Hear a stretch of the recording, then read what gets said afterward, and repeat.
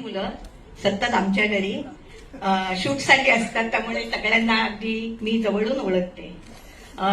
जेव्हा या फिल्मची शूटिंग चालू होती तेव्हा नील म्हणाला की मम्मी पप्पा जरा एकदा बघायला, आणि विरारला होती, लांब होती.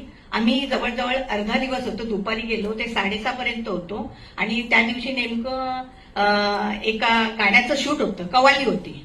आणि मी म्हणते 3 ते 4 ओळी त्यांच्या त्या अर्ध्या दिवसात ऍक्शन नुसत्या चालू होत्या. म्हणजे मी म्हटलं किती एक म्हणजे नाही असंच झालं पाहिजे. रिटेक इतके होत होते म्हणजे आम्हालाच बघून दमल्यासारखं होत होतं. त्यांचं काय होत होतं माहीत नाही. दुसरी गोष्ट सांगतेय मी की आतापर्यंत जे काही मराठी फिल्म आल्या आणि त्यामध्ये ह्या सर्व मंडळींनी प्रमोशनसाठी छोटे छोटे व्हिडिओ करून ते टाकायचे आणि त्यांचं नाव विशेष आभारामध्ये यायचं.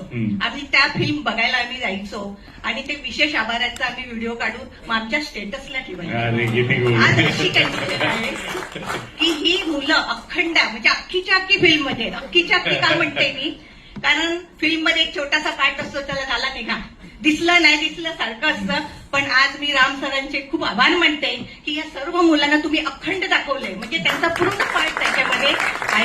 मला त्याचा खूप अभिमान आहे. आज आम्ही त्यांचा स्टेटस ठेवू शकते, जेव्हापासून तुम्ही हे केलं तेव्हापासून आहे आणि यापुढेही ठेवू. आज आई बाबा म्हणून आम्हाला ओळखत नाही, तर नीलचे आई बाबा, या सर्वांना तसंच झालेलं आहे. आम्हाला या मुलांचा खूप खूप अभिमान आहे आणि गौरवही वाटत आहे. धन्यवाद राम सर आणि त्यांची अखंड टीम.